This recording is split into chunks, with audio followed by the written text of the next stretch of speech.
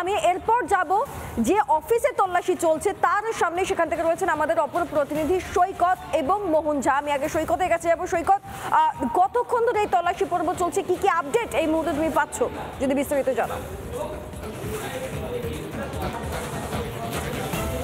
দেখো, সকালে যখন ইডি আধিকারিকরা এখানে এসেছিলেন কেন্দ্রীয় বাহিনীর সহযোগে, তখন কিন্তু এই অফিস বন্ধ ছিল। প্রায় 3 ঘন্টা ওয়েট করার পর অবশেষে এই অফিস করে এই মুহূর্তে দেখাবো এই যে অফিস, কেন্দ্রীয় বাহিনী জওয়ানরা সামনে প্রহরায় মোতায়েন রয়েছেন। এই যে অফিস, এই অফিসে বিগত প্রায় 1 থেকে 1.5 ঘন্টা হয়ে গেল ইডি আধিকারিকরা তারা এই অফিসে প্রবেশ করেছেন, তল্লাশি চালাচ্ছেন। মূলত এই অফিস থেকে প্রসন্ন রায়ের যে হোটেল এবং গাড়ি ব্যবসা, সেই হোটেল এবং গাড়ি ব্যবসার সমস্ত কাজকর্ম এই অফিস থেকে চলতো। এই অফিসের একজন রিসেপশনিস্ট তিনি জানিয়েছেন যে এই অফিস থেকেই সুন্দরবন, গাদিয়াড়া, উত্তরবঙ্গের বিভিন্ন জায়গায় প্রসন্ন রায়ের যে হোটেল রয়েছে সেই হোটেলসের বুকিং চলতো। অনলাইনে বুকিং চলতো না অফলাইনে বুকিং চলতো, সেই বিষয়টা খতিয়ে দেখছেন ইডি আধিকারিকরা। পাশাপাশি প্রসন্ন রায়ের যে গাড়ি ব্যবসা, যে গাড়ি ব্যবসার অনেকটাই দেখভাল করতো রোহিত ঝা, যে মুকুন্দপুরে, যার বাড়িতে ইডি আধিকারিকরা গেছেন। আমার সহকর্মী পিঙ্কি সেখান থেকে ডিটেল রিপোর্ট দিচ্ছিল। সেই রোহিত ঝায়ের এই গাড়ি ব্যবসাটা দেখাশোনা করত। এই গাড়ি ব্যবসা সংক্রান্ত সমস্ত তথ্য ইনফরমেশন নিচ্ছেন ইডি আধিকারিকরা। সবথেকে বড় বিষয়, এই অফিসটি কিন্তু একটা কি পয়েন্ট, একটা খুব গুরুত্বপূর্ণ পয়েন্ট। এই অফিস থেকেই প্রসন্ন রায় সমস্ত ব্যবসা, সমস্ত আর্থিক ডিলিংস সংক্রান্ত সমস্ত তথ্য নথি পাওয়া সম্ভব। সেই জন্যই ইডি আধিকারিকরা, 4 জন ইডি আধিকারিক তারা ভিতরে রয়েছেন। 1 থেকে 1.5 ঘন্টা হয়ে গেল। এই অফিসে 2টি ব্যবসা মিলিয়ে মোট 30 জন কর্মী এই অফিসে কাজ করেন। বেশ কয়েকজন কর্মী এসেছেন, তাদেরকে এখন প্রশ্ন হচ্ছে যে একাধিক সম্পত্তি, তার উৎস ঠিক কি? এই মুহূর্তে চলুন আপনাদেরকে দেখাই এই প্রসন্ন, প্রদীপ এবং রোহিত ঝা, এদের যোগটা ঠিক কিরকম। পার্থ ঘনিষ্ঠ এরা প্রত্যেকেই। এসপি সিনহার কাছে ভাড়া যেত প্রসন্নর গাড়ি, মাথায় রাখবেন। আইডিয়াল রেন্টাল কার নামে কোম্পানির খোঁজ পাওয়া গিয়েছে, যেখান থেকে গাড়ি যেত। এই অফিসে বসেই টাকার লেনদেন চলতো, যাবতীয় টাকার লেনদেন। এখানেই প্রশ্ন যে সেখানে কিসের কিসের টাকা ঢুকতো।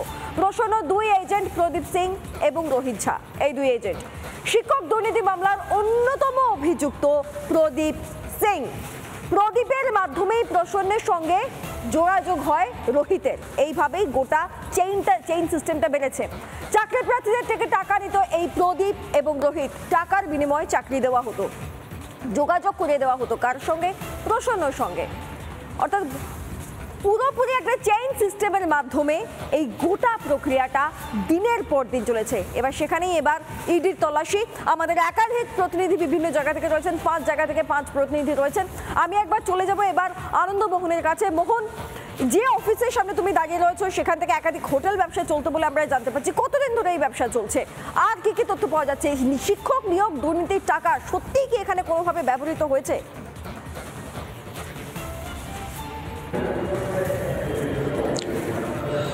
দেখো রীতা, তোমায় গুরুত্বপূর্ণ একটা ইনফরমেশন দিই। অর্থাৎ প্রসন্ন রায় যখন সিবিআই হেফাজতে ছিলেন বা যিনি তখন জেল কাস্টাডি ছিলেন, তার ব্যবসা কিন্তু চলছিল এবং সেই জন্য ইতিমধ্যেই ইডি আধিকারিকরা তারা কিন্তু নিউ টাউনের একটি যে মলের মতো রয়েছে সেই অফিস কমপ্লেক্স, সেখানে কিন্তু তারা এসছে এবং এইখানে কিন্তু তারা হানা দিচ্ছেন। এবং যেটা হচ্ছে যে আমি দাঁড়িয়ে আছি 5 তলায়। এই 5 তলায় যেটা হচ্ছে যে একটি টাইলস সংস্থা, একটি যে টাইলস সংস্থা রয়েছে তার এজেন্সি ছিল প্রসন্ন রায়ের। এবং সেই টাইলস সংস্থা তুমি দেখতে পাচ্ছ সেই ছবিটা, যে 510 নম্বর রুম, এখনও কিন্তু সেই 510 নম্বর রুম বন্ধ রয়েছে।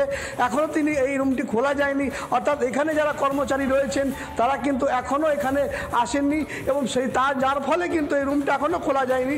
আধিকারিকরা দাঁড়িয়ে রয়েছেন এবং যতক্ষণ না এখানকার যারা কর্মচারীরা আসেন ততক্ষণ কিন্তু খোলা সম্ভব হচ্ছে না।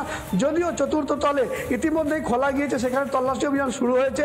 এবং তাই বলে রাখি যে এই প্রসন্ন রায়, তার কিন্তু যে টাইলসের ব্যবসা ছিল সেই ব্যবসা কিন্তু পরিচালিত হতো এই ঘর থেকে। এবং তিনি যখন সিবিআই হেফাজতে ছিলেন বা জেলে ছিলেন, সেই সময় কিন্তু এই অভিযান অর্থাৎ তার যে ব্যবসাটা চলছিল এবং বহাল তবিয়তে, তেমনই কিন্তু সূত্র মারফত আমরা জানতে পারছি। আর তাই কিন্তু ইতিমধ্যে ইডি আধিকারিকরা যে তার যে আয়ের হদিশ, মানে টাকার যে স্রোত, অর্থাৎ কিভাবে টাকাটা আসতো এবং সেই সংক্রান্ত বিষয় নিয়ে তারা কিন্তু আজকে এই তল্লাশি অভিযান চালাচ্ছেন। যদিও চতুর্থ তলের অফিসে ঢোকা গেলেও পঞ্চম তলে যে 510 নম্বর কামরা রয়েছে সেখানে কিন্তু ঢুকতে পারেনি ইডি আধিকারিকরা। এখনো তারা ঠাঁই বাইরে দাঁড়িয়ে রয়েছেন। এখানকার যদি কোনো কর্মচারী আসে সেই ক্ষেত্রেই অফিসটি খোলা হবে এমনটাই জানা যাচ্ছে। পারেন কিনা এবং সেখান থেকে কেঁচো খুঁড়তে কেউ উঠে বেরোয় কিনা সেই দিকে আমাদের নজর থাকবে। সঙ্গে থাকো আনন্দমোহন। আমি এবার এই প্রসন্ন রায়ের একাধিক যে সম্পত্তির খোঁজ পাওয়া যাচ্ছে তার একটা উদাহরণ আপনাদের সামনে আমরা তুলে ধরি। আমাদের অপর প্রতিনিধি বাংলার সামনে থেকে রয়েছেন আমাদের প্রতিনিধি রুমকি। আমি রুমকির কাছে চলে যাব। রুম আচ্ছা, তার আগে প্রসন্ন কি কি প্রতিপত্তি হয়েছে সেটা একটু আপনাদেরকে জানাই। চক পাঁচুলিয়ার 70 কোটির জমি প্রসন্ন রায়, কোথা থেকে এত সম্পত্তি আসছে সেটাই সব থেকে বড় প্রশ্ন। নিউ টাউন এবং মহিষবাথানে বেনামে বিলাসবহুল ফ্ল্যাট, নিজের নামে নেই, বেনামে রয়েছে। বাঙুর অ্যাভিনিউতে বাড়ি রয়েছে প্রসন্ন রায়। তারপর চিলাপাতার জঙ্গলে বিলাসবহুল রিসর্ট রয়েছে এই প্রসন্ন রায়। উত্তরাখণ্ড পুরীতে বিলাসবহুল রিসর্ট প্রসন্ন রায়। আচ্ছা, আর কি কি প্রতিপত্তি রয়েছে তার? নিউ টাউনের স্ত্রী কাজল রায়ের নামে একাধিক জমি এবং মিডলম্যান প্রসন্নর কোটি টাকার সম্পত্তি। একজন মিডলম্যান, তার কোটি কোটি টাকার সম্পত্তি এবং একাধিক জায়গায় এই সম্পত্তির খোঁজ পাওয়া যাচ্ছে।